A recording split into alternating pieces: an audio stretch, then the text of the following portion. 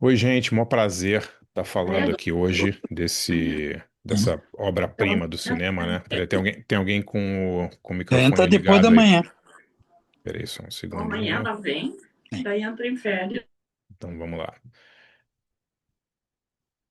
Peraí, começar a gravar de novo, tá, galera? Só um segundinho, peraí. Vamos lá. Bom, ajustados aqui os problemas de som, é um maior prazer falar aqui sobre esse filme, né? Um filme muito marcante, né? Um filme que inaugurou uma era ali de ouro, né? Do cinema francês, certamente, e inspirou tanta gente, né? A gente fala da nova Hollywood, a gente fala do cinema novo, do cinema novo alemão, né? De Herzog, Fassbinder e tal, e todos esses movimentos assim do final dos anos 60, começo dos anos 70, a nova onda do cinema do leste europeu, né? Ela foi muito influenciada por esses caras da Nouvelle Vague, né? Pela nova onda do cinema francês, que começa basicamente com dois filmes, Os Incompreendidos do Truffaut e Acossado do Godard, né? A gente vai falar bastante aqui hoje sobre Os Incompreendidos, né? E eu queria começar falando um pouco sobre a carreira do Truffaut, né? Para a gente tentar entender um pouco por que que esse filme foi importante, né? O que que esse filme simbolizava ali, né? E a gênese, né, dos Incompreendidos, né? O filme é de 59, né? Ele filma, se não me engano, em 58, né? O Truffaut já fazia curtas ali desde o início, meados dos anos 50, e esse foi o primeiro longa dele, né? O Truffaut nasce no início dos anos 30, 32 ou 33, se não me engano, então ele tinha 25 anos quando ele fez o primeiro longa dele, né? 25, 26 anos, e ele já era um dos críticos de cinema mais respeitados e mais temidos, né, da França, né? Ele começa a escrever nos anos 50 para o Cahiers do Cinéma, né, a revista que foi fundada ali pelo André Bazin, a quem Os Incompreendidos é dedicado, né? O André Bazin era um grande teórico e crítico, né, do cinema francês e era uma figura muito importante para a vida do Truffaut, porque ele foi uma figura paterna para o Truffaut, né? Todo mundo que viu aí Os Incompreendidos, né? A gente se emociona com a história do Antoine Doinel, um menino que tem um padrasto, né? Uma mãe ausente, né? Um moleque totalmente excluído ali da escola, né? Que não consegue se adaptar em nada, que tem sérios problemas de comportamento, mas ao mesmo tempo que é um moleque super interessado na vida, né? Cheio de vida, que ama o cinema, que ama as aventuras, né? E o Antoine Doinel é, obviamente, o Truffaut, né? Quando a gente vai ler sobre a vida do Truffaut, a gente percebe que é um filme completamente autobiográfico, né? O Truffaut também não conheceu o pai, né? O Truffaut, o pai, a identidade do pai do Truffaut só foi revelado, se não me engano, no começo dos anos 70, final dos anos 60, quando matérias de jornal na França descobriram quem ele era. O Truffaut nunca tinha conhecido o pai, né? A mãe, ele nasceu, foi morar com a avó, a mãe meio que largou dele, depois a mãe casa com outro cara que vira o padrasto dele, né? Mas a vida dele é muito parecida com a do Antoine Doinel, né? No filme não tem a história não tem a figura da avó, né? Mas a avó foi quem, na verdade, criou o François Truffaut, né? Ela morreu quando ele tinha, sei lá, menos de 10 anos de idade, e aí ele voltou a morar com a mãe, mas foi uma vida muito infeliz, né? Igual a do Antoine Doinel, totalmente desprezado pela mãe e pelo pai, pelo padrasto, né?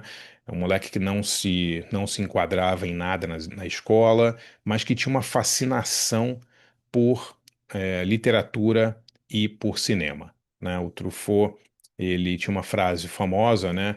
Que ele dizia o sonho dele era ver 3 filmes por dia e ler 3 livros por semana, né? E que durante boa parte da vida, especialmente da vida jovem dele, ele conseguiu isso. Ele era um leitor voraz, assim, e era um assíduo frequentador da Cinemateca Francesa, né? E aqui a gente precisa abrir um parênteses aqui para contar um pouco da história da Cinemateca Francesa, né? A Cinemateca Francesa é fundada ali nos anos 30 pelo Henri Langlois e um grupo de outros cinéfilos e cineastas e pesquisadores e tal. E eles fundam a Cinemateca Francesa. No início da guerra, Paris é tomada pelos nazistas, né? E a Cinemateca Francesa tem uma história linda, né? De resistência, recomendo muito, assim, quem não conhece a história, dá uma lida aí, procura a história do Henri Langlois, e a Cinemateca Francesa, né? Eles escondem filmes em casas de amigos, porque os nazistas estavam queimando todas as cópias de filmes, né? Considerados impuros, né? O Henri Langlois e os seus amigos da Cinemateca Francesa tiveram um papel heróico, né? De guarda, né, e de salvamento de milhares, literalmente milhares de cópias de filmes que eles não deixaram ser destruídas. É uma história lindíssima, né?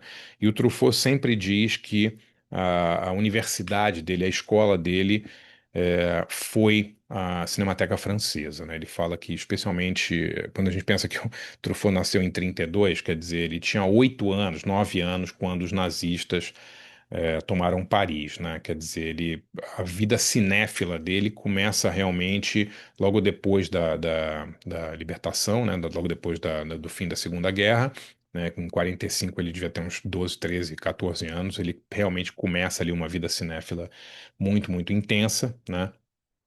E ele é meio que adotado pelo André Bazin, né? O André Bazin realmente se encanta pela inteligência dele, instrui ele sobre cinema, vê aquele moleque lá vendo o filme todo dia, estudando e lendo e querendo um dia fazer filmes, né? Mas antes de fazer filmes, o Truffaut e toda aquela turma dele, o Godard, o Rivette, todos eles que depois formariam a Nouvelle Vague, né? Agnès Varda, Claude Chabrol, essa galera toda, muitos deles escreveram para jornais e revistas, especialmente para o Cahiers du Cinéma, né? Essa revista super famosa na França.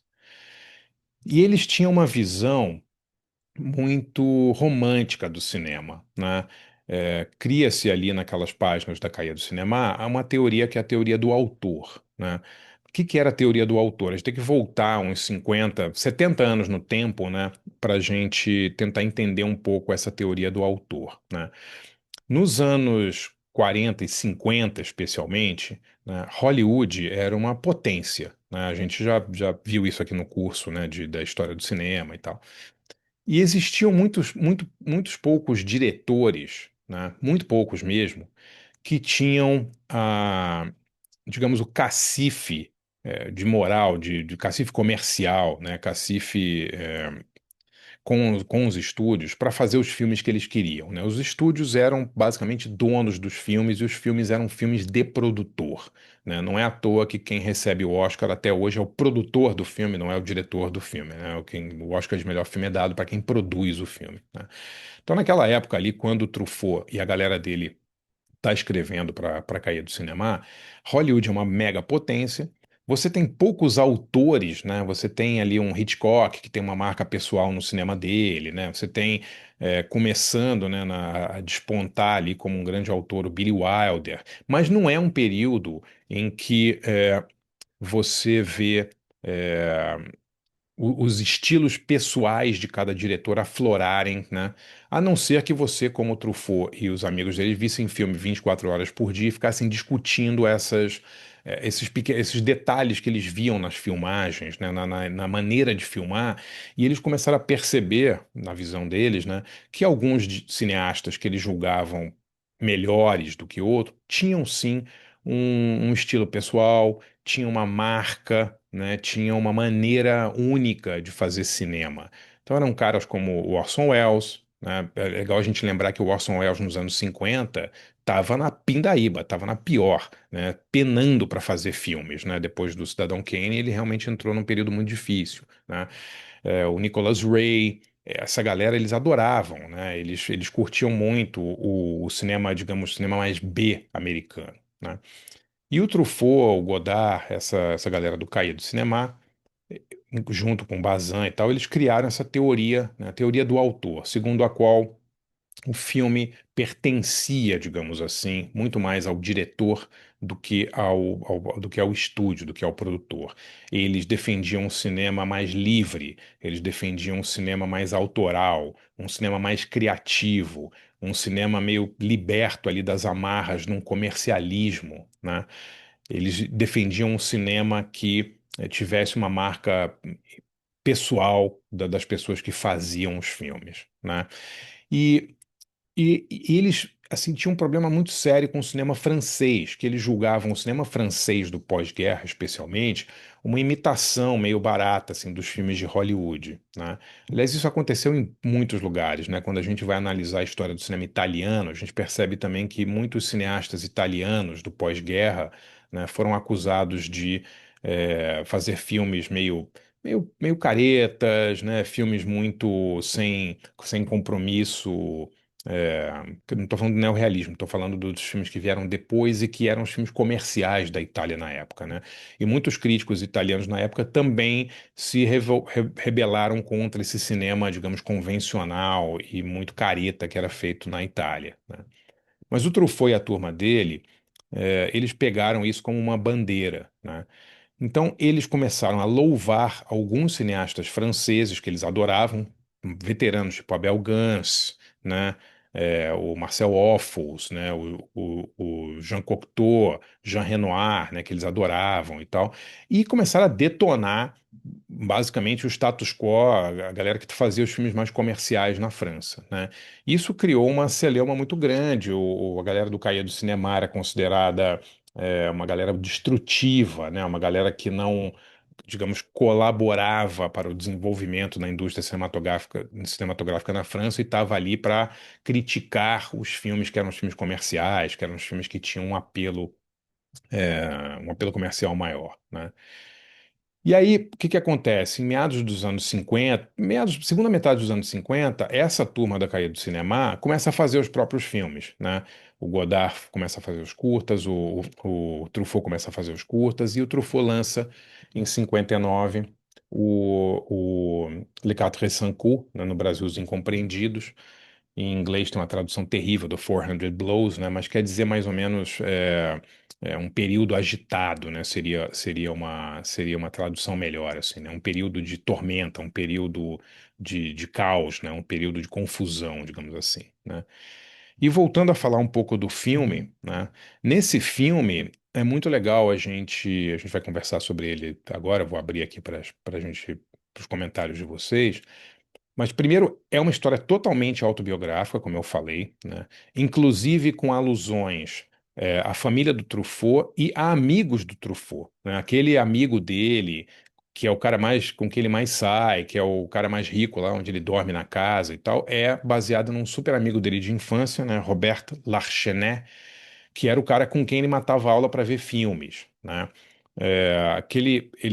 Quando eles vão naquele cinema, lá que eles saem do cinema, eles roubam uma foto de um filme que o Truffaut amava, né? Que era Mônica e o Desejo, do Bergman, né? Tem vários toques, assim, no filme que são aludem ali à cinefilia, né, do Truffaut. Tem cenas do filme que são cenas muito inspiradas em filmes do Jean Vigo, né, Zero de Conduta, Zero de Conduite. Tem, para quem é cinéfilo assim e vê os Incompreendidos, consegue pescar várias referências, né? Eu marquei algumas coisas muito interessantes aqui que eu acho que a gente poderia falar. Primeiro, é um tema central desse filme, né, que um menino tentando ter uma família, né, basicamente, que é no alto daquela rebeldia dele todo, né, ele é um moleque que quer ter ali, a minha impressão, né, uma, uma vida familiar, não vou dizer normal, mas uma vida familiar feliz, né? Não é à toa que quando eles estão tendo aula de inglês lá, né? Uma das frases que é mais falada naquela aula de inglês alude à família, né? Eles estão falando em inglês, onde está o meu pai? Where's my father? Né? Tipo, a gente pode fazer um monte de conjectura e tal, mas tem muitas cenas nesse filme que aludem a uma tentativa do Antoine Doinel de recompor, né, de ter uma família, né? Aquela cena que eu acho que é a única cena feliz do filme, né? Quando ele, o pai, o padrasto e a mãe vão ao cinema, né? E eles saem, eles não fazem nada, eles vão só ver um filme, eles voltam de carro, mas parece que é a única cena do filme em que o Antoine Doinel tá pleno ali, né? Que ele tá feliz, que ele tá super contente ali, né? Então esse filme tem uma busca ali por essa coisa familiar, que é uma coisa que deveria falar muito, apelar muito aí aos sentimentos do Truffaut, que nunca teve essa família, né? Ele teve, como eu falei, uma infância muito triste, é um cara que foi sim para centros de detenção, cometeu pequenos crimes, assim como o Antoine Doinel, e ele despeja nesse primeiro filme dele todas essas lembranças de infância, né? E a gente vai falar sobre o filme já já, mas muitas cenas também que me parecem que aludem à coisa da descoberta da talvez da maior alegria da vida dele, que foi o cinema, né? Aquela cena em que as crianças, que ele está filmando os bebês, as crianças pequenas lá vendo aquela peça de teatro, né? Que ele filma aquela cena de frente com uma câmera, uma tele muito longa, assim captando aquelas expressões das crianças. Tudo bem, elas estão vendo uma peça de teatro, mas eu não consigo parar de pensar que aquilo ali aludia a felicidade que o próprio Truffaut tinha ao ver filmes e ao ver peças, ou seja, ao ser inspirado e instigado pela imagem, né? É uma cena tão bonita, né? Aquela cena das crianças, eu acho uma das cenas mais lindas do filme todo, né? E o filme é repleto assim desses momentos, eu acho, né, de deslumbramento, de busca pelo deslumbramento desse personagem do Antoine Doinel. É um filme belíssimo, assim. Revimos agora, uns 3 ou 4 dias atrás, pela enésima vez. Me chama muito a atenção também nesse filme como ele tem cenas. Como é um filme barato, primeiro, né? Um filme inteiramente filmado em locação, né? Com muitos amigos participando, escrevendo roteiro, ajudando e tal a fazer o filme. É um filme muito inventivo, né? E é um filme em que me parece, né? Que o Truffaut estica determinadas cenas além do que elas deveriam ter, digamos, num filme normal, e aí eu não sei se é por uma questão estética, uma questão narrativa, né? Ou se é simplesmente para ir contra o que ele chamava desse cinema burguês francês dos anos 50, né? Por exemplo, aquela cena muito legal das crianças na aula de educação física, né? Que elas vão saindo deixando o professor de lado, assim, né? É uma cena muito bonita, mas é uma cena longuíssima, né? A cena final, o plano sequência, eu cronometrei de mais de 4 minutos, né? O plano sequência dele na praia, né? São cenas assim que são, me parecem esticadas. Elas não são chatas, elas não são monótonas, né? Elas são esticadas por uma razão, né? A própria cena do interrogatório dele, quando ele vai falar lá naquela conversa lá com o psicólogo, a psicóloga lá, que ele tá falando da vida dele e tal. Cenas muito longas, né? Muito, é, digamos assim, elas seriam mais longas, elas são mais longas do que um filme normal deixaria, essas cenas rolarem, né? Eu acho lindíssimas as cenas, acho que elas são realmente necessárias ao filme, né? Mas me parece que o Truffaut está querendo talvez ir contra a maré do que estava acontecendo de cinema naquela época. Pode ser, né? Isso nunca tinha me chamado a atenção até a gente rever o filme agora. Eu falei, nossa, é longuíssima essa cena, né? Uma cena muito legal e tal, mas ela é repetitiva e ela se estende muito. A cena da praia é muito, apesar de ter um final é, emblemático, icônico, né? Com aquele freeze frame lá que em 1959 pouquíssima gente fazia, né? É uma cena imensa, uma cena mais de 4 minutos de plano sequência, né?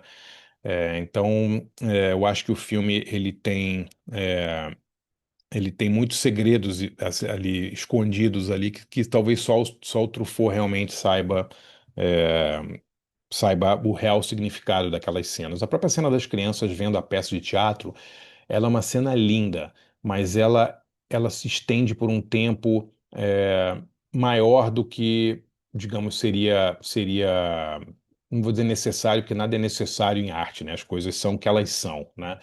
Mas outros diretores, outras diretoras certamente fariam essas cenas mais curtas, né? Então é uma dúvida também que eu tenho, por que que o Truffaut estende isso? Isso é uma coisa que acontece muitas vezes em primeiros trabalhos também, né? O cara está fazendo um primeiro longa dele, chega com um arsenal completo ali das cenas que ele quer fazer e certamente ele estava pensando nisso há um bom tempo, né? O que a gente sabe também da produção do filme é que muitos dos monólogos do próprio Antoine Doinel, né, falados pelo Jean-Pierre Lode, foram improvisados. O Truffaut incentivou ele muito a falar com as palavras dele, né? Era um moleque que não tinha nenhuma experiência também em filme. O Truffaut é, meio que descobriu ele num teste ali e ficou fascinado porque achou que ele espelhava muito a própria personalidade dele, o Truffaut, um moleque adolescente que super esperto, carismático, muito vivo, muito inteligente, né, com uma vontade de explorar o mundo e tal, mas um moleque totalmente perdido também, assim como ele era, né? Então eu acho esse filme brilhante, assim, acho muito legal é, que a Nouvelle Vague tenha começado por esses dois filmes que são dois filmes diferentes, né? Quando a gente pensar, né? Quando a gente pensa bem, né? O Acossado Os Incompreendidos, eles são filmes esteticamente diferentes. Eu acho o Acossado muito mais experimental, vanguardista, né? Aquela coisa da montagem com aqueles pulos e tal, que é uma coisa que o Truffaut tem um pouco, mas não tem tanto, né? O filme do Truffaut ele é mais cartesiano, eu acho, né? Ele é um filme mais fácil para as pessoas compreenderem, né? Eu acho que se você, em 1960, visse os dois filmes, você ficaria talvez muito instigado pela narrativa, pela estética do Acossado, mas você possivelmente ia se emocionar mais com a história do Truffaut, que fez um filme mais, digamos, com começo, meio e fim, com personagens mais facilmente delineados aqui do que o Godard. Então, galera, eu vou abrir aqui para a gente conversar sobre esse grande filme aí. O Ilana já tá na fila aí, manda. Boa noite, pessoal. André, você falando sobre essa questão das cenas longas e tal, e assim, eu ouvindo você falar, eu meio que não é discordar, é mais um fluxo de pensamento. Que eu acho que elas é que fazem verdadeiramente o filme ser tão especial, assim, que é meio Sim, que o contraponto do que se fazia na época e mostra um cineasta com um olhar meio que único para os pequenos detalhes. É como se aquela coisa lânguida das cenas, mais demoradas do que o convencional, fosse meio que para dar uma chacoalhada na galera de baixar a adrenalina e prestar atenção nesses pequenos detalhes, né? Para conseguir captar o turbilhão de emoções lá Nossa, a gente sim. estava falando do Antônio Donel. E meio que, sei lá, meio quase que documental também, não sei. Eu concordo inteiramente com você. Eu acho que sim. Eu até falei, o que estava passando na cabeça dele? Me parece que é isso, né? Me parece que é assim, é uma declaração de princípios, né? Não, eu não vou fazer o cinema como está sendo feito agora. Eu vou fazer o cinema da minha maneira. Se eu quiser fazer um plano sequência de 4 minutos e meio com o personagem correndo pela praia, que depois ele vai virar, vai olhar para a câmera, uma coisa que ele não tinha feito antes, né? Vai quebrar a quarta parede e a gente vai fazer um freeze frame aqui na cara do Antoine Doinel, eu vou fazer o que eu quiser, né? Eu acho que você tem razão, eu acho que é isso mesmo. Eu acho que quando ele estende a cena dos moleques, que é lindíssima, dá vontade de ter mais daquilo lá, né? Ele tá falando, na minha opinião, do deslumbramento com a imagem, né? Do deslumbramento, talvez, da experiência coletiva diante da imagem, né? De experiência coletiva diante da arte, né? Porque é aquilo, são um monte de crianças, né? Que elas não sabem verbalizar por que aquilo é tão legal. Uma tá rindo, outra tá meio chorando, uma tá assustada, uma tá gargalhando, outra tá com o olho assim. É uma cena tão maravilhosa, né? Tipo, é uma coisa tão de deslumbramento mesmo, que eu acho que a gente voltando para 1959, e é difícil a gente analisar esse filme hoje, 70 e tantos anos depois, né, 60 e tantos anos depois, mas o cinema francês daquela época, segundo os relatos, era tão careta, né, era uma coisa tão convencional. O cinema italiano daquela época chamava telefono bianco, né, tipo telefone branco, porque todo era uma piada que se fazia porque todo o cenário tinha um telefone branco, né, era quase como se fosse um cenário de novela, né. Então eu acho que isso aconteceu no mundo inteiro, né? Quando o cinema novo chega aqui também, né? Ele é uma contraposição também ao cinema mais careta e comercial que se fazia. Um pouco menos, porque esse cinema comercial nunca foi tão forte assim no Brasil. Mas isso aconteceu, acho, em todos os lugares do mundo, né? Na Alemanha também. Quando você vai ouvir as entrevistas do Herzog, do Fassbinder, dessa galera, Uhum. eles gostavam muito de alguns cineastas da época, mas eles eram muito contra o status quo do cinema alemão daquele período, né, do pós-guerra. Então eu acho que foi um fenômeno mundial, assim, essa contraposição, né, a um cinema careta, e isso criou a Nouvelle Vague e os seus filhos, né? Porque todos esses, né, como a gente falou, a nova Hollywood, o cinema do leste europeu, né, a nova onda do cinema alemão, né, os diretores os próprios italianos, até que já faziam filmes antes, né, eles foram muito influenciados pela Nouvelle Vague, por essa liberdade, né, a câmera na mão, a coisa muito mais sem essa produção rebuscada e tal. Então, eu acho que você tem razão, Ilona. Eu acho que é isso mesmo. Eu, não- eu, Eles- eu não acho ruim, eu acho maravilhoso. Eu só acho Uhum. fico pensando o que estava na cabeça dele, né? Por que que ele Sim, fez sim, isso, sim. né? Né, e meio que devolve, né, para os italianos a influência, já que eles pegaram o. Acho que ele viu muito Roma Cidade Aberta, né? Não, Ele trabalhou com o com, Rossellini. com Rossellini, né? Ele Uhum. trabalhou com o Rossellini, né? As pessoas esquecem isso, né? Um dos primeiros trabalhos dele, ele ia fazer um filme com o Rossellini, que o filme acabou, mas ele ficou uns, sei lá, um ano e meio trabalhando e tal. Esse filme acabou nunca rolando, mas ele teve um contato muito grande com o Rossellini. Eu acho que esses caras amavam o neorrealismo, né? Eles É. amavam o neorrealismo. Eles realmente tinham por essa coisa da urgência, por essa coisa da simplicidade, por essa coisa da é, fazer filmes, sabe? Quando, vo- quando você vê, não sei se vocês já pararam para procurar as imagens de filmagens dos filmes do Godard e do Truffaut dessa época, procurem as imagens, assim, é muito engraçado. Tem três pessoas na equipe, quatro pessoas na equipe, né? Tem uma foto famosa lá do Godard numa cadeira de rodas segurando a câmera, né? Quer dizer, não tinha luz, era tudo em cenário natural, tudo em apartamento, né? E você vê nos Incompreendidos que as cenas de rua são feitas inteiramente sem nenhum tipo de permissão, sem nada, porque tem um monte de gente olhando para a câmera, né? Tem os atores passando, o Antônio do Anel quando ele está andando, assim, especialmente sem ser com a tele, né? Quando a câmera está mais perto dele, e aquela cena da família, quando a família vai no cinema, pô, tem um monte de gente olhando para a câmera, né? Quer dizer, é cinema verdade, como se fosse um cinema documental mesmo, né? Então, eu acho que é muito. É muito fascinante a gente pensar como que um cinema tão simples, né, como um cinema tão quase documental, ao mesmo tempo tinha um lado experimental também, e como ele foi tão influente, né? Quando a gente E ouve. Pode falar, quando desculpa. eu vi. Não, imagine, eu que interrompi você. Imagina. E assim, o efeito da influência mesmo. Quando eu vi CIT, na época do lançamento, eu só lembrava da cena das crianças, assim. E o CIT é um documentário. Sim, sim, Na teoria, não teria nada a ver com os incompreendidos, e ao mesmo tempo, quando você vê como o Truffaut capta aquelas crianças no teatrinho, tem tudo a ver, assim, tem. é impressionante a reverberação da influência desse filme, com uma linguagem tão simples e ao mesmo tempo de um legado imenso, assim.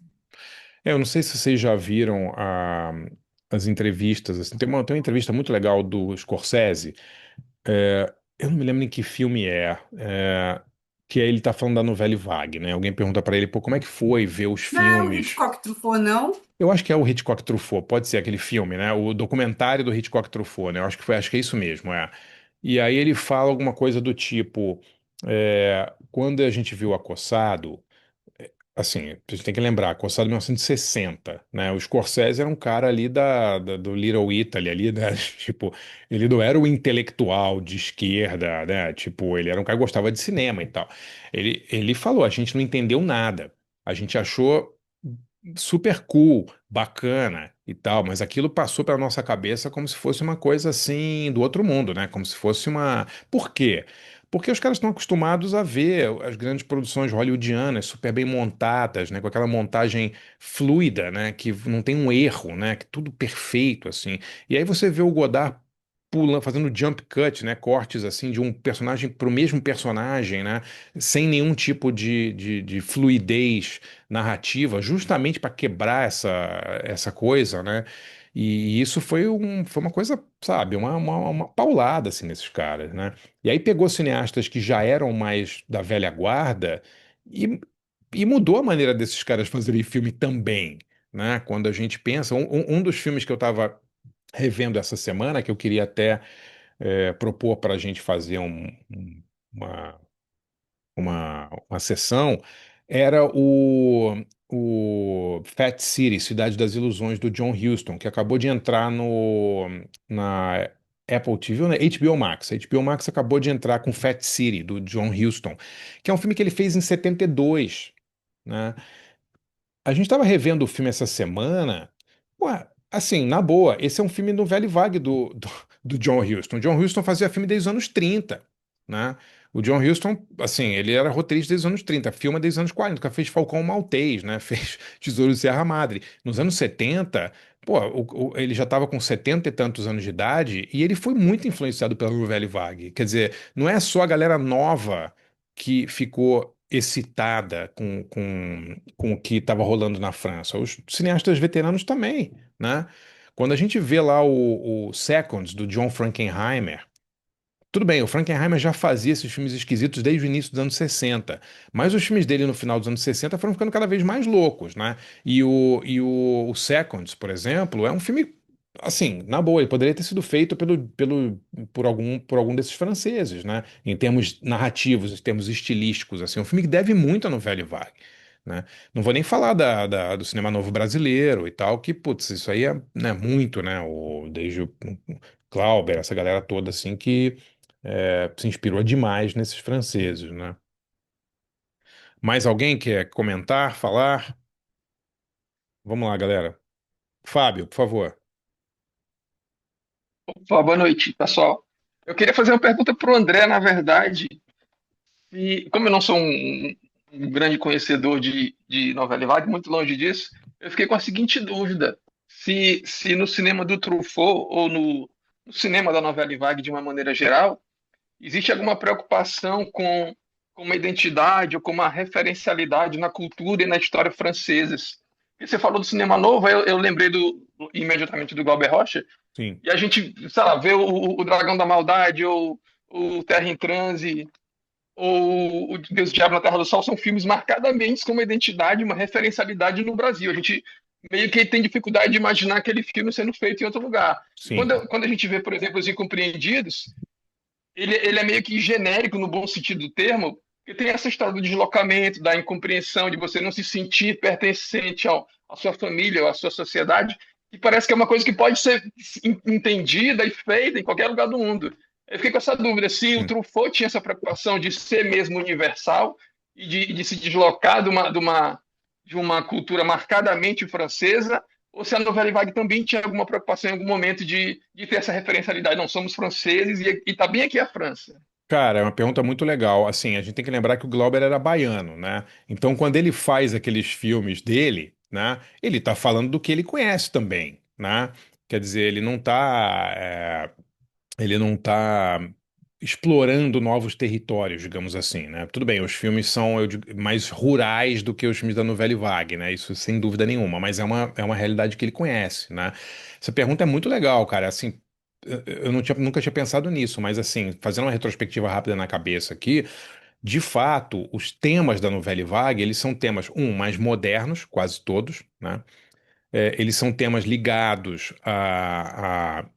ao que estava acontecendo no momento ali, né? Mesmo que o cara faça um filme como Os Incompreendidos, que é um filme, digamos, saudosista, né? Que ele tá falando da infância dele, né?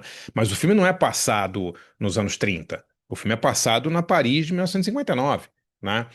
E aí você pega um cara tipo como o Godard, como o Chabrol e tal, eles fizeram filmes muito sobre o período que estava acontecendo ali, né? O Godard, então, é absurdo, né? Os filmes dele são quase, você consegue ver muitos filmes do Godard como quase um telejornais do que estava rolando com a juventude francesa daquele período, né?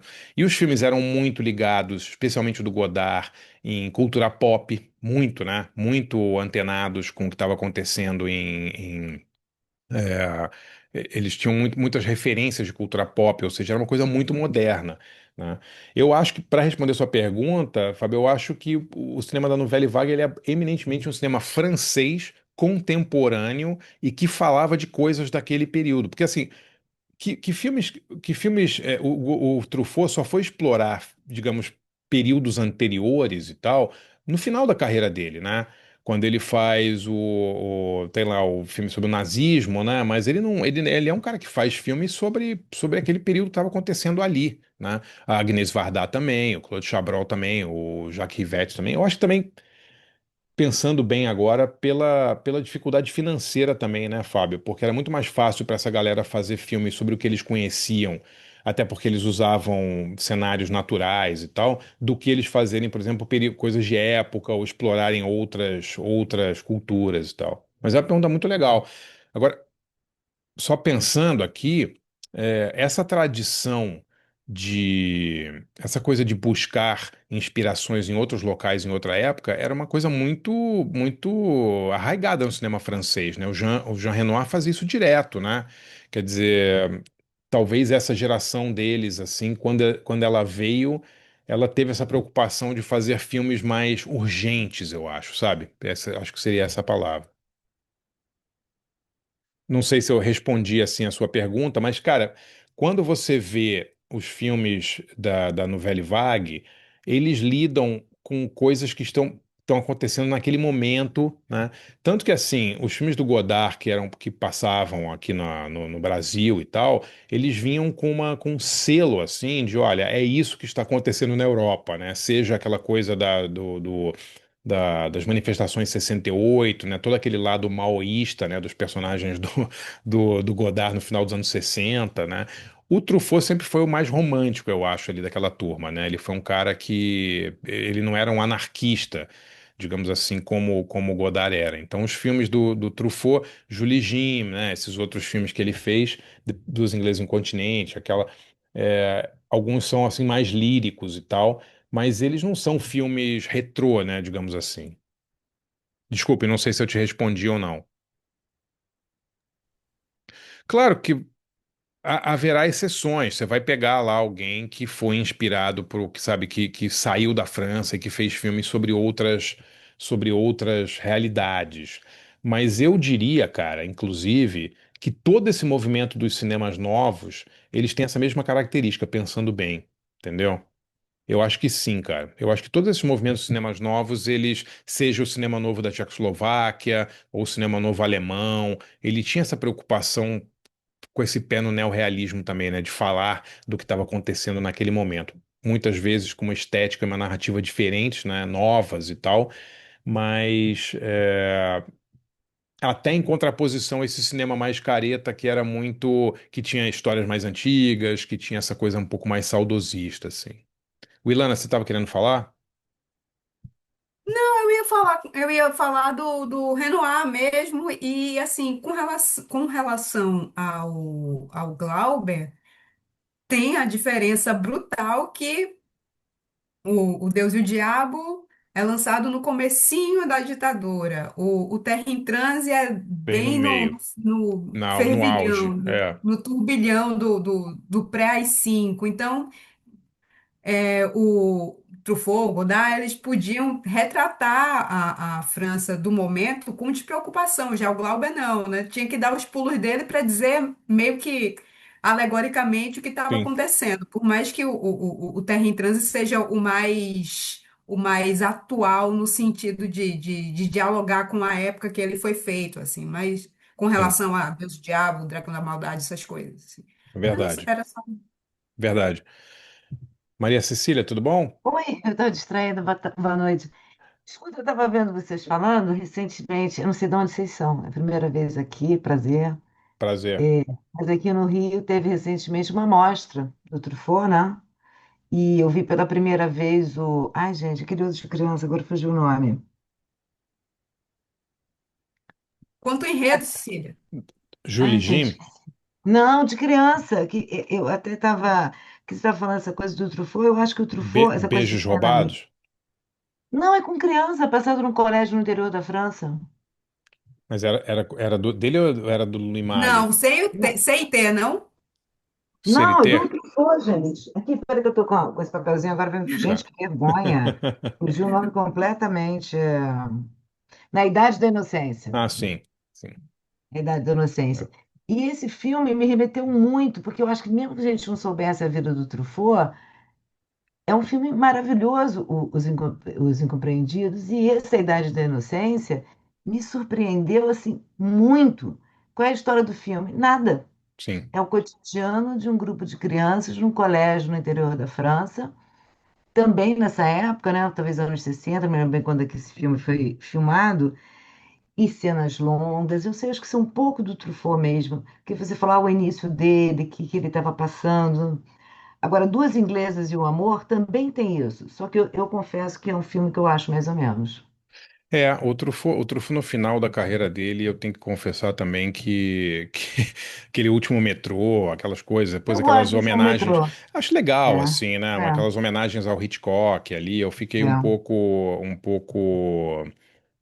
meio de saco cheio assim, não acho. Eu acho os melhores filmes dele os primeiros mesmo, né? Eu gosto muito do Julie Jim, gosto muito até dos primeiros É. filmes com Antoine Doinel, né? Você tem uns filmes que são muito legais, né? Tem uns dele, mas assim, essa coisa eu acho que o Truffaut é muito lírico. Gente, vocês estão falando do Glauber Rocha, mas eu tenho que fazer um depoimento verdade. Eu acho o Glauber Rocha insuportável. Depoimento verdade!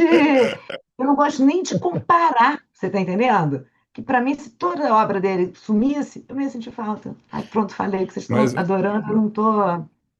olha, Glauber, a gente pode fazer uma sessão cinemateca do Deus e Diabo, assim. Eu entendo quem Qual não é aquele que gosta. a cabeça cai o tempo todo? Cabeças cortadas, deve ser. É esse? Ai, nossa. É. É um Ele tem, desafio para um ser humano. Eu ele falo, tem gente, filmes muito herméticos, é verdade. A gente pode, né? médicos. Tem, mas são filmes experimentais. Mas assim, eu acho que os primeiros, o Barravento é muito legal, o Deus e o Diabo é muito, acho incrível, assim. O Terra em Transe, ele é um filme sessentoso, digamos assim, né? Eu tinha um amigo, Rogério Dust, grande crítico, saudoso, né? Já faleceu, e ele criou esse termo sessentoso. Ele era o cara que fazia as críticas de filme da TV no Jornal do Brasil. E ele chamava alguns filmes de sessentoso, né? Tipo assim, eram filmes que eram marcadamente, claramente feitos nos anos 60 e que carregam aquela estética e aquela coisa. E eu acho que o Terra em Transe é isso, né? É belíssimo, eu acho, né? Tem cenas belíssimas e é um filme, mas é um filme muito daquele período. É difícil você descontextualizar ele do período em que ele foi feito, né? 67 ali, né? Mas você não gosta nem do Deus e o Diabo? Mas eu posso ver de novo, porque isso também tem 20 mil anos que eu vi, eu não sei. Exatamente, é. Eu acho que pode O que ter você está sim. falando, o que você tá falando do Truffaut é o L'Enfant Sauvage, aquele As Crianças Mas esse eu Selvagens? adoro. Esse eu gosto muito. Não, Tá. o que eu estava falando esse eu gosto muito, da François Vaz, mas esse tu sumiu aqui de cabeça. Nossa, eu vou me lembrar, confessar que eu não me lembro que filme é esse. Filme é muito bom. Para quem gostou dos Incompreendidos, cadê o que eu acabei de falar?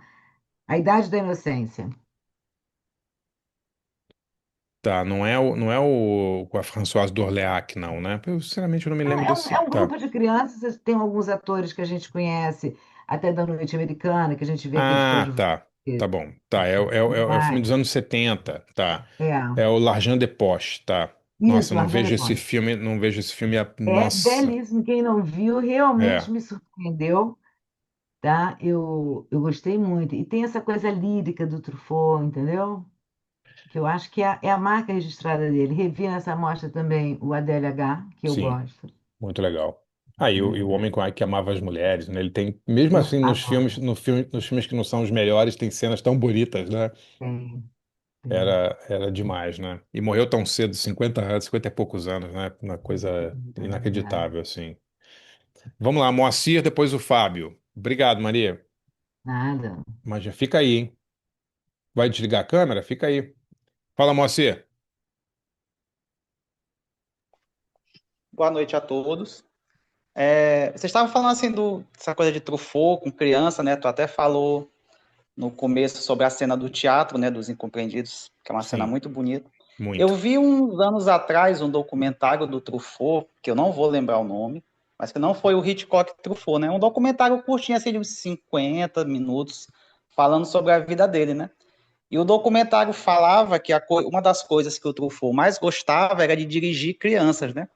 E é legal porque tinha várias fotos assim de bastidores dele dirigindo as crianças e conversando com as crianças, né? E ele sempre tinha a preocupação de se abaixar, né? Quando ele ia falar com a criança, para ficar assim com os olhos na mesma altura dos olhos da criança, né? Para não ter assim aquela Sim, coisa assim de, né, uma sim. diferença assim de superior e inferior, né? Ele sempre se abaixava e é bonito. Eu não lembro o nome do documentário, mas é bem bacana. Tem muitas fotos assim de bastidores, ele estava sempre abaixado, de cócoras ou de joelho, conversando assim com as crianças, Pô, sempre com os olhos assim na mesma altura. muito legal, muito E legal. Eu não vi, eu não. sobre os incompreendidos, além da cena do teatro, que é bem bonita, mas a cena que eu sei, assim, acho que é o que eu mais gosto, assim, que sempre o olho dá uma suadinha ali de leve, é aquela cena do final, né? Quando o Antônio ele sai daquela fé bem infantil, né? Fé bem francesa lá, É, corre mais que o Forrest Gump e ele chega naquela praia e tal, e ele fica olhando o mar, né? Eu achei aquela cena tão bonita assim. Só de lembrar, já dá uma suada aqui no olho. tá. Ele nunca tinha visto o mar, né? Quer dizer, era a primeira vez que ele estava vendo o mar ali. É tão bonita aquela cena, né? Ele É chega, linda. e aí o filme acaba naquilo ali, né? É, É muito é bonita mesmo. um recurso assim que na época as pessoas devem ter ficado chocadas, né? Porque em 1959, assim, não era um jeito muito corriqueiro de você primeiro terminar um filme, né? E fazer aquela cena com aquele freeze frame ali, né? Uma coisa muito moderna para a época, né? Uma coisa assim, eu não me lembro de ter visto assim. Tem alguns filmes assim que são marcantes, né, por uma ruptura com um padrão estético assim que estava rolando, sei lá, eu lembro do Buñuel, os filmes mexicanos dele tem umas coisas assim, né? Tipo, o cara de repente vira pra câmera e fala, né? Vira, né, para aquele filme do Buñuel das crianças, como é que chama? Não é Os Incompreendidos, um Os filme Esquecidos. Os Esquecidos, né? Tem isso, né? O menino vira pra câmera e joga um ovo, lembra disso? Na lente, assim, da câmera, um negócio brutal, assim. Porra, um negócio impressionante. Deve ter sido a mesma reação que o público teve ao ver essa cena aí do Antoine Doinel. Realmente é muito novo, né? Muito novo. E falando em dirigir criança e criança que atuou em vários filmes, vocês já viram os filmes do indiano Satyajit Ray? Vocês já conseguiram ver esses filmes? Assim, é que é difícil achar, porque eu sou louco para fazer uma sessão cinemateca sobre o Satyajit Ray, mas ele tem isso também, né? Ele tem um ator com quem ele trabalhou em vários filmes, né? Ele fez desde o Aparahito lá, o Mundo de Apu, não sei se ele estava no Canção da Estrada, que é o primeiro, mas o Satyajit Ray tem uma trilogia, chama Trilogia Apu, né? Que são três filmes. É o Canção da Estrada, Aparahito e o terceiro eu não me lembro o nome, é o Mundo de Apu, né? E o Apu é interpretado pelo mesmo ator, e depois esse ator, esse cara, ele fez vários filmes com Satyajit Ray também. Assim que se alguém descobrir, o Moacir, você que é bom aí dessas coisas de Vimeo e tal, você descobrir uma cópia aí de qualquer filme do Satyajit Ray que a galera Ué, possa eu te mandei assistir, uma vez. Tu não é, lembra, não? cara, É, eu tenho, eu vou pegar de eu novo. Tinha no te- YouTube o primeiro filme, O Canção da Estrada, tinha a legendado em Canção da português. Estrada, eu Eu vou tenho te eles mandar em, de novo hoje. mas dá pra ver, dá pra arrumar, porque a gente podia fazer uma sessão cinemateca sobre o Satyajit Ray. Esse Eu cara, te mando, depois que terminar é, aqui, eu botar minha filha pra dormir, eu mando. ah, Eu acho legal, que eu tenho o legal, link salvo ali no legal. computador. Porque eu sempre lembro do Satyajit Ray ao ver esses primeiros filmes, especialmente os incompreendidos do Truffaut. Sempre lembro, porque eu acho que tem essa coisa também da inocência, Primeiro, um filme com muitas crianças e tal, o personagem principal é um moleque, né? Só que é uma criança morando no interior da Índia, num lugar miserável e tal. Os filmes são belíssimos, assim. Fábio, por favor. Aproveitando que o Moacir falou, que você também já havia falado anteriormente sobre aquela cena das crianças no teatro. Na hora que eu vi o filme pela segunda vez, tem 3 horas, acho que terminei, acho que é 5 da tarde. Na hora eu lembrei de Cinema Paradiso, assim. Sim, Eu acho que tem um eco ali, né? Ele sempre fala disso, tem as total. pessoas extasiadas, vendo filme, não são só crianças, adultos também. Mas eu lembrei na hora, assim, aqueles olhares vidrados e completamente hipnotizados. Acho que o fato dos dois filmes serem protagonizados por meninos também, acho que tem um eco aí bem claro, né, entre os dois filmes. E eu Sim. queria só fazer uma pergunta para o André novamente, se você sabe como era a recepção de público da novela Vague na França na época, se era um sucesso de público, e no Brasil como era esse consumo dos produtos na época, se era uma coisa que passava no cinema comercial ou era coisa de cineclube. Cara, era o Quatre Sancourt, Os Incompreendidos, foi um dos maiores sucessos do ano na França. Explodiu de venda, entendeu? Foi um grande sucesso, né? E os filmes todos da Nouvelle Vague passavam em cinema comercial, cara. Era uma coisa assim, no Brasil, esses filmes eram muito, assim, meu pai e minha mãe eles eram da chamada geração Paysandu, né? Geração Paysandu era um cinema que, não sei se tem ainda no Rio, ficava ali na Senador Vergueiro ali, acho que já fechou já, né? Eu cheguei a pegar o Paysandu funcionando, mas era a galera, assim, que ia ver os filmes franceses bacanas, mas era um cinema comercial normal, e os filmes ficavam meses em cartaz, cara. Não era assim, tipo, sessãozinha no cineclube para 5 pessoas, não. Fila na porta para ver, cara. Impressionante, assim. E, e é engraçado, o Godard tinha isso, pelo menos no Rio, né? Eu acho que até os anos 80, assim, cara. O Je vous salue Marie, os filmes do Godard dos anos 80 passavam em cinema comercial, sabe? Não vou dizer que era blockbuster, não passava no Rian, sessão de meia-noite com 5.000 pessoas. Mas era um cinema comercial, não era essa coisa de nicho, assim, sabe, Fábio?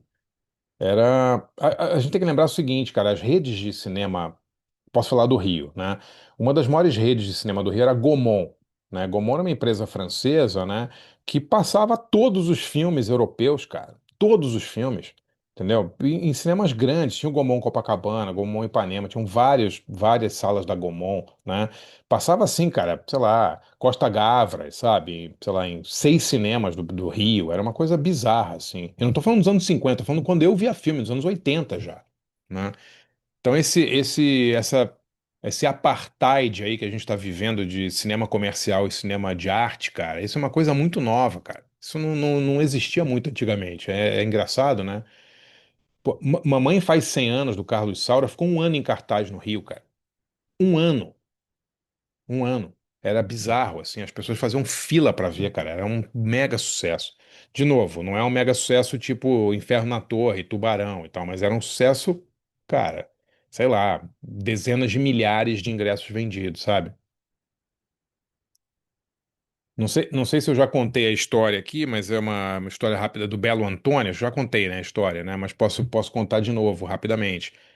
É, Minha avó, que era uma pessoa super simples, assim, não era nenhuma intelectual nem nada e tal, uma mulher classe média. Ela sempre falava quando tinha algum ator assim, ela dizia que o Marco Nanini era Belo Antônio, né? Tipo, quando ela via algum ator na TV que ela achava que ela era gay, que o cara era gay, ela falava assim, esse aí é o maior Belo Antônio, né? E eu não entendia a referência, né? Falei, pô, que Belo Antônio, né? Que tem a ver, né? E aí depois eu vi o filme, era o Belo Antônio, era um filme do Mauro Bolognini, com roteiro do Pasolini, né? em que é um filme do início dos anos 60, em que o Marcello Mastroianni faz um cara lindo e impotente, né? Então, assim, todas as mulheres querem dar pro Belo Antônio, mas o Belo Antônio não pega nenhuma das mulheres, porque ele é impotente. Então, isso aí, para vocês verem, é um filme de arte, é um filme italiano do Mauro Bolognini, com roteiro do Pasolini, com o Marcello Mastroianni, e virou gíria no Rio de Janeiro dos anos 60. Quer dizer, é uma coisa assim que mostra também como esse cinema de qualidade, né? Ele era uma. Então, aí o Ilan tá falando, Belo Antônio é de 60, exatamente, né? Quer dizer, era um cinema que hoje seria considerado super de nicho e virou. Todo mundo falava, a geração da minha avó falava, todo mundo falava, "Ih, esse cara é mó Belo Antônio." Até ela morrer, ela falava que o Marco Nanini e o Leila Torraca é tudo Belo Antônio. Ela falava, "Ih, isso aí é mó Belo Antônio." Né? Depois, quando eu vi o filme do Mauro Bolognini numa mostra, eu entendi a referência, porque nem ela deveria lembrar a referência, né? Mas mostra como essa coisa do cinema de arte era muito mais. Era uma coisa que fazia parte ali do cotidiano da cidade, né, cara? Não era uma coisa nichada, assim, a ponto de, puta, sabe? Nossa, filme iraniano de 5 horas de duração. Não era. O Godard era pop, Truffaut era pop. Era, né, a gente ia ver esses filmes até os anos 80, sabe? Eu acho que até os anos 80, final dos anos 80 ainda tinha muito isso, cara. Teve um filme do Alain Taner, Jonas, que fará 25 anos no ano 2000. Esse filme ficou 6 meses em cartaz num cinema em Botafogo, cara. Era uma coisa assim bizarra. O filme não parava de passar. Toda a sessão lotada. Toda a sessão lotada. E era um filme artístico, um filme, né? A Comilança do Marco Ferreri. Nossa, esse filme ficou meses em cartaz no Rio, assim, né? As pessoas iam ver, né? Tinha muito disso aí.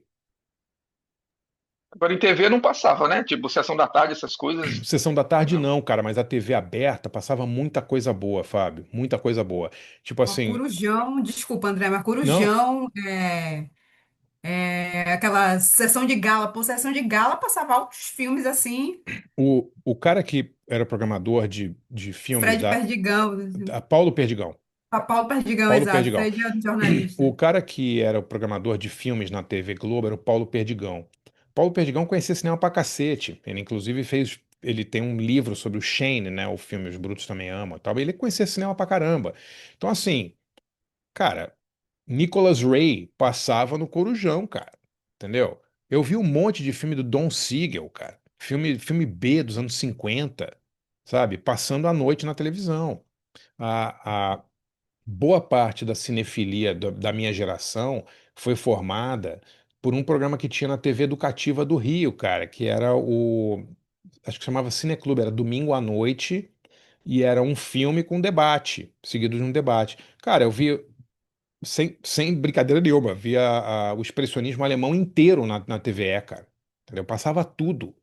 Passava tudo. Eles tinham ciclos assim, sei lá, um mês inteiro, 4 domingos, sessão dupla de expressionismo. Aí passava M, passava um filme do Fritz Lang, passava, né, o Murnau, o Nosferatu e tal, e depois tinha alguém conversando, ou alguém falando sobre o filme. Geralmente era algum especialista, né? Era o. Como é que era o nome daquele cara que era especialista em. Tinha um cara no Rio que falava sempre sobre expressionismo, não vou lembrar o nome dele. Luiz Nazário, pode ser? Ou seja, era, cara, a TV aberta passava muito filme bom, Fábio. Era uma coisa impressionante, assim. Muito filme bom. Hoje em dia é difícil, né, cara? Não, é só blockbuster, assim, né?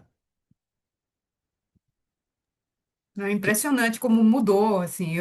Cara, eu vi um americano em Paris, sim, sem corte, parece brincadeira, sem corte no Corujão, velho. sim, sim. A, Sei lá, bande... começo dos anos 90 assim. a Bandeirantes, você vai falar, porra, Bandeirantes, né? Pô, eu vi o Amigo Americano do Wim Wenders na Bandeirantes, cara. Dublado em português. Passava, cara. Passava. Era bizarro, assim, sabe? E os programadores de TV eram excelentes, assim, especialmente nas exibições mais à noite, né, mais tarde, porque aí o cara não tinha tanta preocupação com a audiência, assim. E também tinha uma coisa, Fábio, não tinha essa maldição da audiência em tempo real. Isso é uma coisa dos anos 90, entendeu? Não existia, cara, audiência em tempo real. A audiência em tempo real surge nos anos 90 naquela briga ali de Faustão com o Silvio Santos. Então, assim, as emissoras, elas tinham uma média do que passava no horário, né? Tinha uma média da audiência, né? Mas não tinha essa loucura de, nossa, eu tô passando um filme, o filme tá indo muito mal, vou trocar aqui, né? Que nem o Silvio Santos começou a fazer isso, né? Tipo, a novela tava indo mal, ele simplesmente cortava no meio, o jornal tava indo mal, ele cortava no meio e botava outra coisa, botava o Pica-Pau, ou Chaves e tal, né? Então não tinha isso, cara. As emissoras investiam numa programação que eles julgavam de qualidade, cara. Isso dava um tema legal pra gente fazer, cara. A Rede Globo tinha um programa chamado Projeto Aquários, né? Era uma coisa de música clássica todo domingo de manhã, cara. Entendeu? Eram concertos de música clássica na Rede Globo, cara. Sabe? Transmitidos ao vivo ali do. Como é que é aquele lugar perto do Maracanã ali? Era isso, cara, sabe? Orquestra Sinfônica Brasileira tocando e tal, e é outro nível, cara, E TV essa aberta. diferença, assim, você falou dos anos 90 e tal, é tanto que esse programa passava domingo de manhã e as coisas foram mudando, que ele foi migrando para segunda de madrugada, É isso, é isso, é que isso. era com o Diogo Pacheco, então, Não, mais Diogo Pacheco. era demais. Quantas pessoas não foram formadas, né, no Projeto Aquário, né? É bizarro, assim. E essa coisa dos cineclubes, Fábio, é curioso também, né, cara? Porque no Rio havia pelo menos uns 8 cineclubes passando filmes todo dia. Eu vou fazer um dia, eu vou mostrar para vocês. Eu tenho uma coleção aqui de um jornal do Estação Botafogo, Tabu, né? Que era um jornal. Foi o primeiro lugar onde eu escrevi, foi o Tabu. Era um jornal daquele cineclube Estação Botafogo, que depois virou o Espaço Unibanco de cinema e tal, nessa turma aí. Em 85 eles fundaram o Espaço Unibanco no Rio, em 86 eles começaram um jornal dele que era o Tabu. O Tabu era um jornal mensal que tinha a programação do Estação Botafogo e tinha a programação dos outros cineclubes do Rio. Um dia desses, cara, eu vou fotografar uma edição antiga aqui e vou fazer um post lá no site para vocês verem. Cara, era bizarro. Tinha dia que tinha assim, final de semana, 12 filmes passando, 12 filmes clássicos assim, sabe? Passando no mesmo dia, cara. Um no Cine UF, outro no Cineclube Calouste Gulbenkian, ali no centro, outro no Aliança Francesa do Meyer, outro no Cineclube Macunaíma, outro no Cineclube da Aliança Francesa, outro no Cineclube do MAN. Era absurdo, cara. Era absurdo. Você tinha dias que você tinha 8 opções de filmes para ver, cara, sabe? Era insano, assim, cara. E aí eu acho que com a coisa do videocassete, isso é outro papo, né? Mas essa coisa foi meio que acabando, né? Porque as pessoas começaram a ver esses filmes em vídeo, né? Naquela época não tinha nem videocassete direito, né? Até tinha, mas esses filmes não estavam disponíveis para você ver, né? Não, ou você via ou você via. Acabou. O, o Cineclube Estação Botafogo, ele tinha uma sessão que o pessoal chamava de sessão vassoura, tá? Que era a sessão seguinte. Depois de um certo tempo, não me lembro se eram 7 anos, os filmes eram incinerados. Você sabe dessa história? Os filmes eles perdiam o prazo de validade da censura e eles ou alguns eram queimados e outros eram vendidos para a fábrica de vassoura, iam virar piaçaba, né? Era por isso que o pessoal chamava de sessão vassoura. Então, eles faziam umas sessões que eram assim. é, Quando o filme ia expirar o prazo de validade dele e ele ia ser destruído, eles faziam uma exibição do filme. Então, eu me lembro de uma sessão posso estar muito enganado, do Estação Botafogo, acho que foi lá, do Apocalipse Sinal, cara.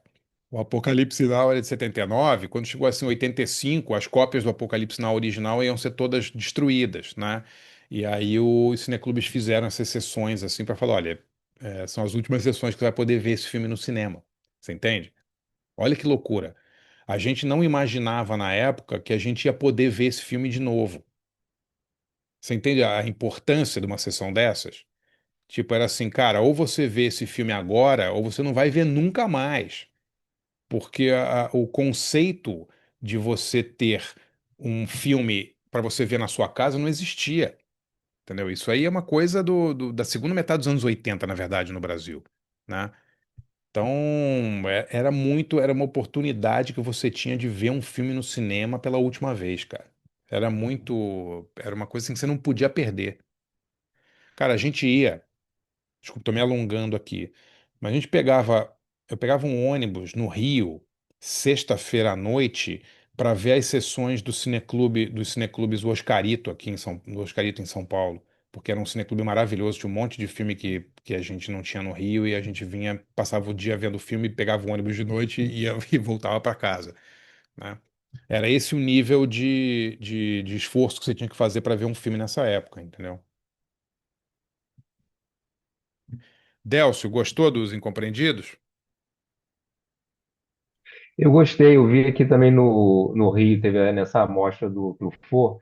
E até aproveitando aqui que Valeu, Maria você, Cecília. Boa noite aí pra você. nessa época dos Incompreendidos, o Truffaut ele já tinha uma devoção aí ao Hitchcock ou isso veio depois? Total, cara. Total. Imagina, o Hitchcock Truffaut é do meio dos anos 60. Esse filme é de 59. Ele já era obcecado pelo Hitchcock. Aliás, ele foi um dos primeiros caras, junto com a galera do Cahiers do Cinema, a falar que o Hitchcock era um autor. Porque nesse período, né, o Hitchcock, cara, quando você vai ler as biografias dele, ele era um cara, considerado um cara, assim, um dos maiores diretores americanos, porque os filmes dele davam dinheiro, né? Mas ele não era considerado um autor. Ele era considerado tipo um Spielberg, assim, sabe? Um cara que, pô, o cara fez Tubarão, Contatos Imediatos, fez Guerra nas Estrelas e tal. Um operário aí do cinema que fazia um monte de filme de muito sucesso. Mas os primeiros caras a falarem, não, esse cara realmente tem uma marca pessoal e tal, é o Hitchcock. Tanto que, você viu o documentário do Hitchcock Truffaut? Você viu? Tem no YouTube, cara. Eu acho que tem no YouTube Ainda em não. português. Dá uma olhada.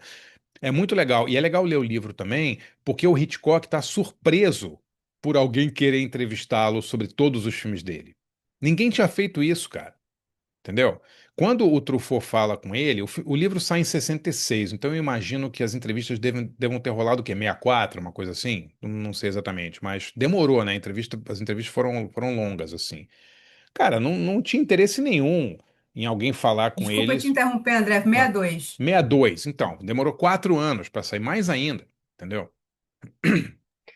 Ninguém Até a tinha. disponibilidade do que o Hitchcock demonstrou, né, porque acho que ele disponibilizou bastante tempo, né? Pô, o Godard, o Truffaut, não falava inglês, cara. As entrevistas foram traduzidas, cara. Entendeu?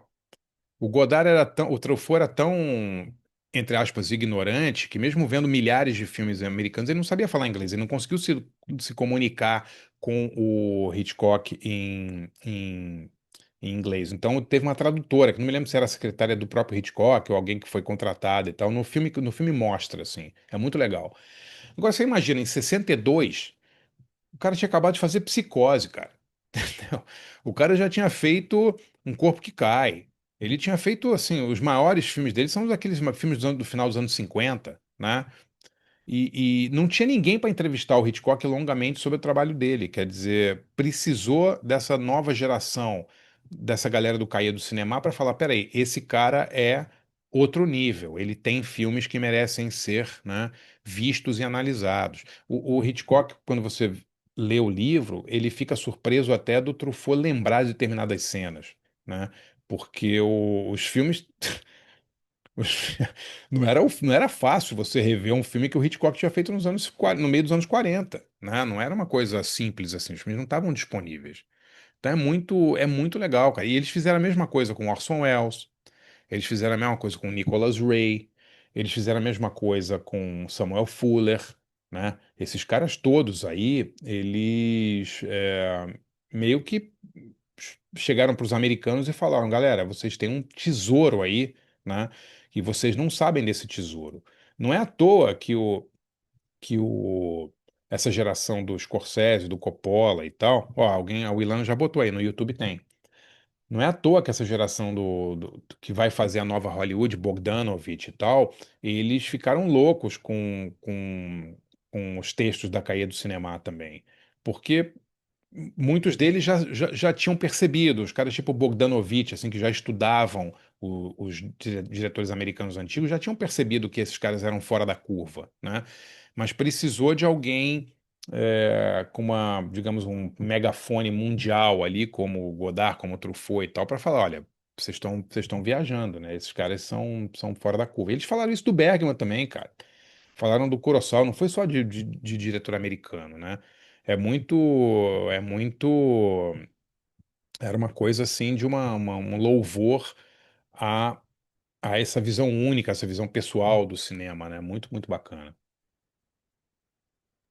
Mas sendo um pouquinho chata e jogando lenha Imagina. na fogueira do descontentamento, é, eu entendo a reverberação do pessoal da Caê, mas assim, você lê coisa no Brasil, do Muniz Viana, por exemplo, já Sim, falando do sim, Hitchcock como um grande autor e sim. tal, não sei o quê. Então, eu acho meio falacioso dizer que os franceses foram os primeiros a perceber. Claro que eles têm uma reverberação imensa, mas dizer que eles foram os primeiros, eu acho meio Olha, capcioso, assim. mas assim, os relatos são de que o Hitchcock, as críticas aos filmes do Hitchcock não eram nem eram, sabe, não havia tantas análises profundas dos filmes do Hitchcock, pelo menos na imprensa anglo-saxônica, podemos dizer assim, né, de língua inglesa, né? Não, é por Né? isso que eu digo, É, assim, daquele lado, eles são tão autocentrados são. que precisou alguém fazer barulho para eles perceberem isso, só que no resto do mundo já tinha gente fazendo isso. Tinha. Pena que É. não com o poder de fogo que eles tinham. Sim, sim. Paulo Emílio Salles Gomes, essa galera tinha um crítico que era muito, muito à frente do tempo, que era o Salviano Cavalcante de Paiva, que era um cara assim que realmente escrevia pra caramba e tal. Foi o primeiro cara a falar bem do Nevaldi Mojica. também. Exatamente. Agora, quando a gente pensa que, por exemplo, a teoria do autor, né, que na França, no Cahiers do Cinema, eles estavam falando desde os anos 50, só chega nos Estados Unidos em meados dos anos 60, né? É impressionante isso, né? O cara que levou a teoria do autor, para a teoria do autor é essa teoria que o Caio do Cinema meio que criou, que os diretores são os donos dos filmes, né? São os grandes motores criativos de seus filmes, né? Isso chega nos Estados Unidos pelas mãos de um crítico do Village Voice, que é o Andrew Serres, né? Mas isso é Uhum. segunda metade dos anos 60, posso estar enganado, mas é por ali, É né? por aí. É É por por ali, aí. né? E ele foi muito brigar, assim, eu me lembro da a Pauline Kael, por exemplo, que era a maior crítica da época e tal, ela Uhum. meio tirava sarro do Andrew Serres, né, com essa coisa, né, porque era uma coisa meio até idílica, né, você achar que um diretor poderia ser o dono do seu filme, né, E E logo onde? Hollywood também. exatamente, exatamente, é uma coisa tão arraigada, né, nos grandes produtores. As pessoas falavam assim, é o filme que o Hitchcock fez para Metro, né? O filme que não sei quem fez para Fox, né? Quer dizer, era uma coisa assim, os estúdios eram os donos dessas produções, né? Uhum. Os diretores tinham contratos até os anos 60, contratos exclusivos, só podiam trabalhar para determinados estúdios, né? Quer dizer, um domínio muito grande ali de quem produzia os filmes. E aí, quando esse conceito chega nos Estados Unidos, né? O que é a nova Hollywood? A nova Hollywood é basicamente a Nouvelle Vague 10 anos depois, né? Nouvelle Uhum. Vague. O que é Sem Destino? Easy Rider. É um filme da Nouvelle Vague com um monte de hippie. É a mesma coisa, né? Eu fui rever outro dia, até um filme meio tosco, assim, do ponto de vista de direção, assim, né? Não é um filme maravilhoso, assim. Mas faz, sei lá, Última Sessão de Cinema do Bogdanovich é de 68, parece um filme do Godard de 61, não parece? Uhum. Né? Total. Total, né? É uma, é uma, é É um efeito uma... retardado, assim. É porque o cinema americano estava tão consolidado também no início dos anos 60, ele precisou entrar em crise na metade dos anos Uhum. 60 para os diretores novatos poderem ter uma chance de fazer, né, É. os filmes, né? A nova Hollywood, ela surge também de um período de muita crise, né? Um período em que os estúdios estavam completamente fora de sintonia com o gosto do público mais jovem, né? E você tinha os filmes caretas ainda sendo feitos e tal. É, E Hello Dolly, a maior prova de caretice ali. é isso, né? Você vai ver o Oscar desse período aí é bizarro, né? É isso aí, é musical, as coisas mais caretas, né? Fábio, por Né? favor. Desculpa, Fábio, Imagina. falando em caretice e tal, eu, eu, eu gosto de Hello Dolly, Não, só- eu acho eu go- legal. Eu acho legal. Eu mas, vejo os filmes, mas mas no contexto ali, nada mais anacrônico, assim. é engraçado agora quando você pensa que os caras ainda estavam tentando se segurar a esse sistema de estúdio, né, que estava rolando desde os anos 30, né? Então era ali, digamos, os últimos gritos, né, O suspiro. os últimos suspiros daquela mega indústria, né? Sim, era um movimento, desculpa, já vou passar para o Fábio, tá? Mas era um movimento que estava começando a rolar também nos Estados Unidos, né? A gente tem que lembrar disso, assim. O Hitchcock era o diretor mais famoso dos Estados Unidos, um dos mais famosos no final dos anos 50. Em 60, ele decide fazer o Psicose, que era um filme completamente experimental, um filme feito com uma equipe de televisão, né? Com cenários pequenos, com câmera móvel, né? Quer dizer, ele já estava também de olho numa. Claro, ele não foi inspirado pelo Godard, não dá para dizer isso, né? Porque, até porque os filmes são do mesmo período. Mas ele já estava procurando ali uma coisa, tentando uma coisa que era diferente, né? Que era sair um pouco. E ele conseguiu por quê? Porque ele era foda, ele tinha um cacife danado, ele podia fazer o que ele quisesse, era talvez um dos poucos, né? É. Agora, tem algumas guinadas ali, né? O 13 Dias em Maio, né? De John Frankenheimer. Você vai vendo esses filmes assim, eles vão ficando um pouquinho mais esquisitos ali, né? No início dos anos 60 ali, né? Então, eu acho que já era um fenômeno meio mundial, mas que na França, é, essa molecada aí de 20 e poucos anos dominou de uma maneira absurda, assim, né? Fábio, por favor. Só aproveitando que vocês citaram aí a cinema norte-americano dos anos 70, eu lembrei aqui, fiquei curioso, eu nunca fui no Google pesquisar o que é aquela participação do Truffaut atuando lá no Contatos Imediatos do Terceiro Grau. É rolê aleatório, é brodagem, é homenagem, o que é Não, aquilo ali? o Spielberg era muito Tudo fã isso e dele. dinheiro também. É, e grana, né, cara? É grana. Ele tava precisando de grana, né? O Spielberg convidou ele para fazer o papel, né, cara? É engraçado isso, né? Eu acho que você falou aí no início, não, o Moacir falou, né, da coisa do Truffaut dirigindo crianças e olhando no olho e tal. E é muito difícil não associar isso também ao Spielberg, né? Porque o Spielberg é um dos caras assim que se notabilizou por dirigir criança também, né? E ele tem aquela famosa teoria, né, da câmera, a câmera, por exemplo, no ET, né, que a câmera está sempre na visão das crianças, né? Ela nunca está na visão dos adultos, né? Não mostra as crianças de cima, né?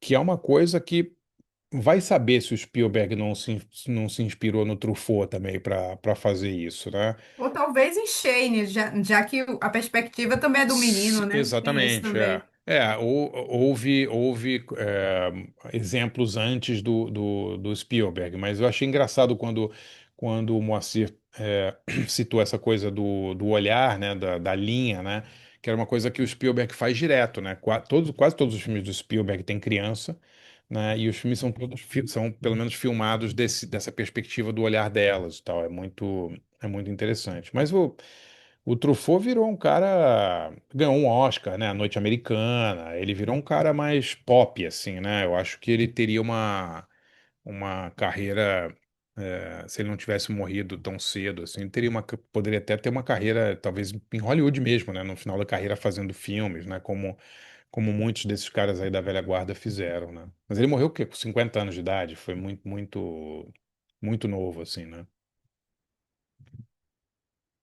E ele em Contatos Imediatos, ele é bem canastrão, né? Ele tá engraçado, né, no Contatos Imediatos, né? Tive a oportunidade, um tempo atrás, de ver Contatos Imediatos no cinema Ah, isso mesmo. deve ser legal. É. E, e eu lembrei, você falando do Truffaut, eu lembrei que quando eu vi, meu Deus, como o Truffaut é ruim. Acho que, O pô, que é que fala. o dinheiro não faz, assim? Deve ter sido um dinheiro muito bom para ele aceitar isso. Eu não me lembro nem, o Fábio, eu não vejo Contatos Imediatos há tanto tempo, eu não me lembro se o Truffaut, ele fala em inglês ou fala em francês no Contatos Imediatos? Eu não me lembro, cara, sinceramente. Não lembro também, não lembro. Faz tempo que vi. Não, é inglês. É em É inglês. inglês.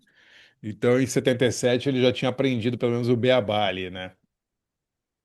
Não, eu lembro que tem uma crônica dele falando dele ter decorado as falas foneticamente, Sim, sim, sim. como se pronunciava em inglês e tal. Eu não Muito. lembro. Você saiu aqui no Brasil até um livro de crônicas dele e ele fala Sim. dessa experiência de ter aceitado o convite para ver a engrenagem do cinema americano É, da época e, também e tal. e para Ele ganhar meio que replica na Noite Americana e é, tudo. e para Diz ganhar ele é, que e para ganhar em dólar também, né? Por favor, né? opa, É, ninguém é bobo, né? pois é, muito menos É. ele. Bom, galera, mais alguém tem algum comentário? Pô, muito legal. Vamos fazer esse próximo aí. Não sei se todo mundo viu aí dessa. Sugeri no início que é, vai estrear sexta-feira agora uma série documental sobre o Scorsese na, na HBO, não, é Apple TV, né? Não Apple na TV. Apple. Apple É, TV. na Apple. Parece que é muito legal. É, são 5 episódios e é dirigido pela Rebecca Miller. Eu posso estar enganado, mas eu acho que a Rebecca Miller é filha ou neta do Arthur Miller e é a esposa do Daniel Day-Lewis. Posso estar viajando. Não é ela? Acho que é ela mesmo, né? E parece que é sensacional, assim, a série. A gente podia fazer uma sessão Cinemateca sobre isso, né? Acho que ia ser bacana, né? A gente já fez do Scorsese e tal, mas fazer um debate sobre uma série documental sobre ele, acho que seria fantástico aí, né? É, mas E- ficaria para quando, André? Você tem em mente assim Ah, daqui umas 3 semanas, pode ser, né? Dá tempo de todo mundo ver, né?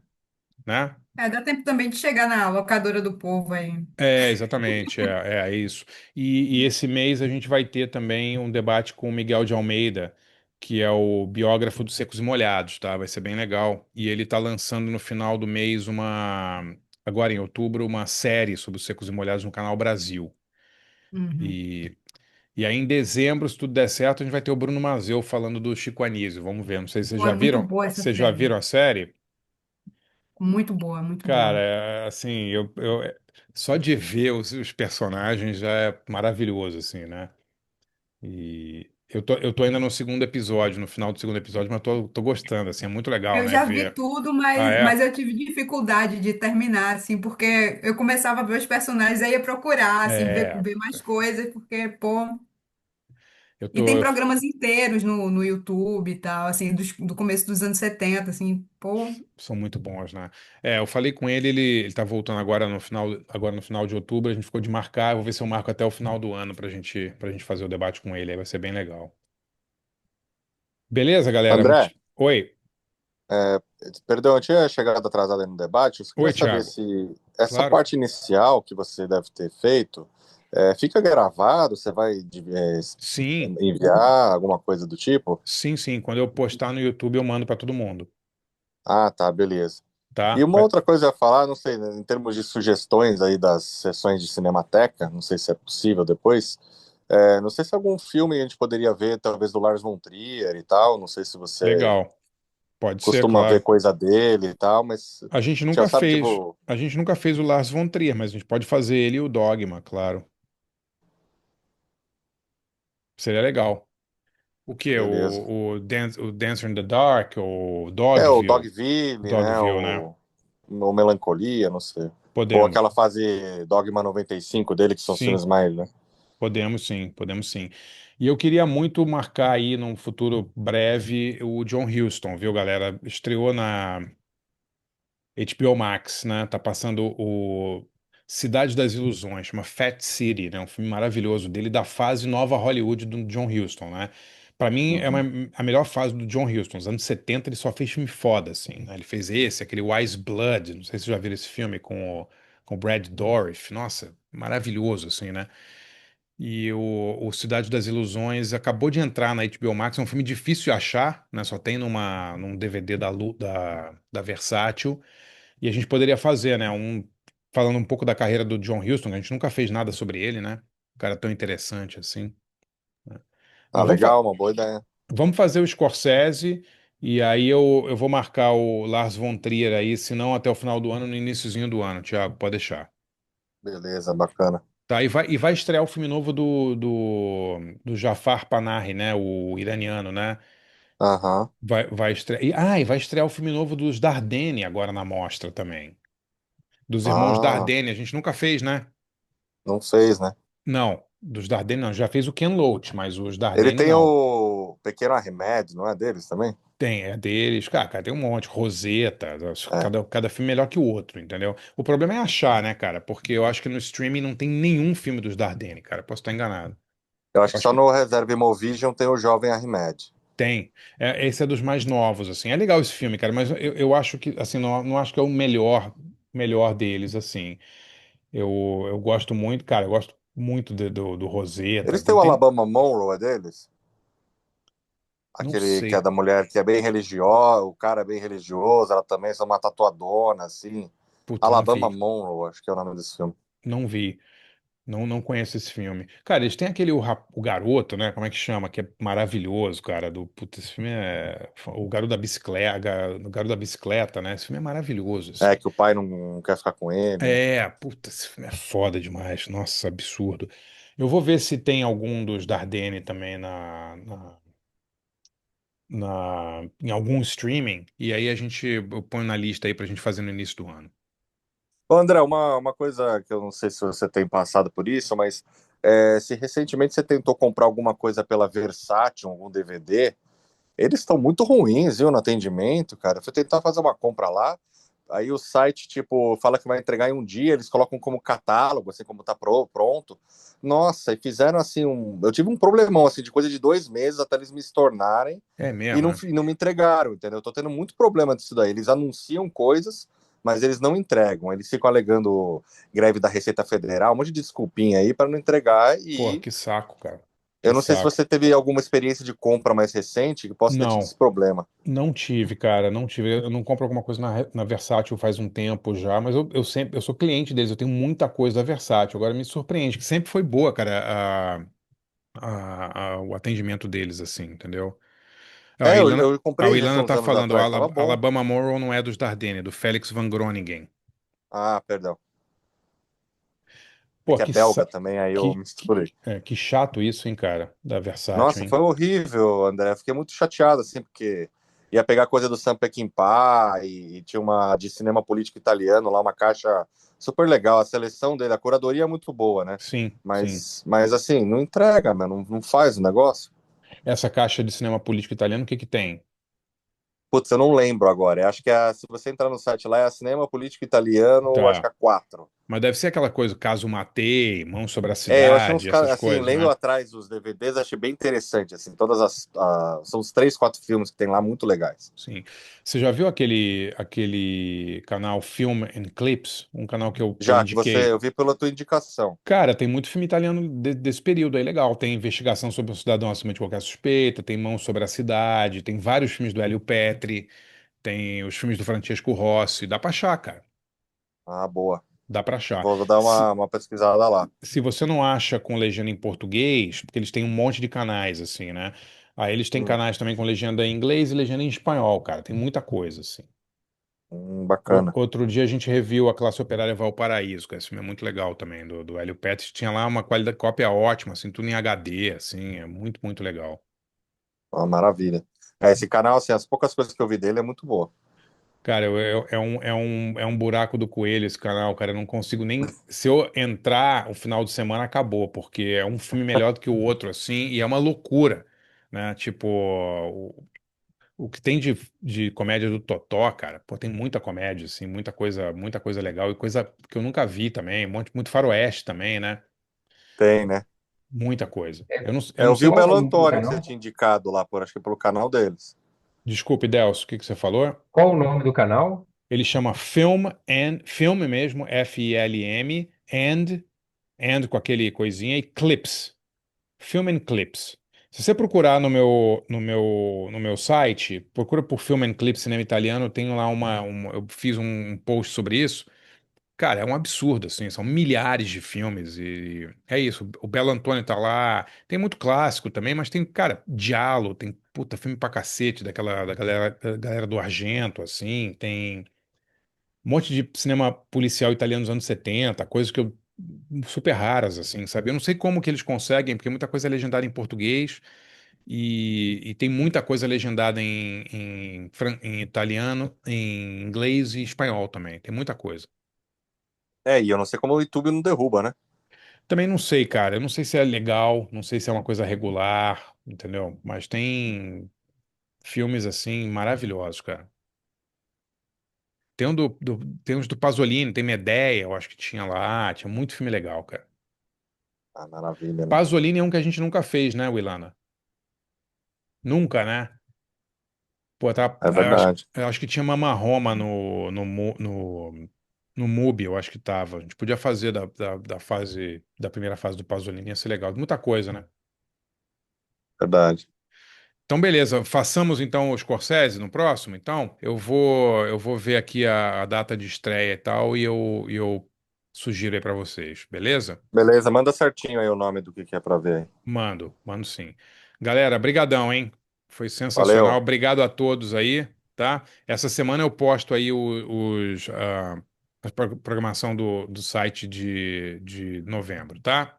Só mais uma coisa, Mama Roma tá no Loki. Tá no look, é isso? É, no look, é. E acho que tá no Belas Artes também, viu? Que eu botei alguma na lista aqui. Uhum. Mas eu acho que tem de graça no YouTube, posso estar enganado, dá uma procurada, Ah, realmente eu não. né? É Mas enfim. maravilhoso esse filme. A gente podia fazer um